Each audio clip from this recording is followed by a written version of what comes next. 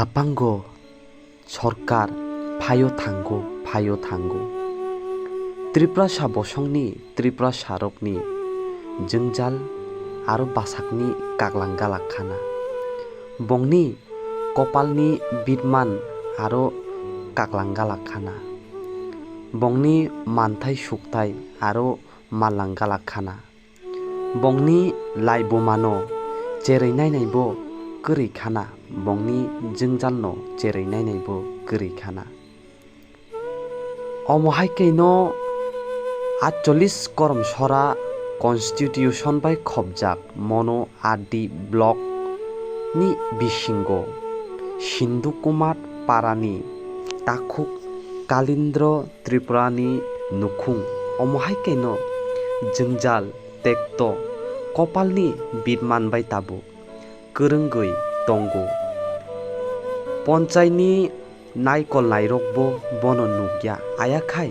ब्लकनि नायकल नायरकबो बनो नुगिया जे मानसाक बिनि याक चुक्तैनो बताबो चागै तंजागो नक्करै साक्करै रिक्करै चुमकरै जानानि मायकरै अमहायकैनो ताखुक कालिंद्र त्रिपुरा बिराद खायै जोंजालबाय कपालनि बिदमाननो काग्या खायै ताबो मा तंजागो नक्करै खायै जुगी जुगी लाई थांका बिनि बसंनि बरक ताबो नखाबाय तालनो फानांगै गोचों पहरो सगैका चिनि त्रिपुरा सा बसंनि बरक ताबुकबो नक खुंचा पर्यन्त तंनानि गामकरै नक थाय गोसै जानानि मायकरै सागरि करै खायै ताकबो मा तंलायजागो त्रिपुरा सा बसंनि त्रिपुरा दफानि लुकुरक नुगिया दै नुगैदै सरकार हिनजां नायरकलाय तंलांखा बुट फायखायसिनि हासलक जासलक खायै तांगै जानाय सय नोंनाय लुकुरंनि बाखानो फेमलक गै बुट लागै पायखाय सामुं खाया बंनो आरो जेहे तय सुकलगै तनमानि हायखायनो आन्दारनि जातिनो बुथालै रगो त्रिपुरा सा बसंनि जे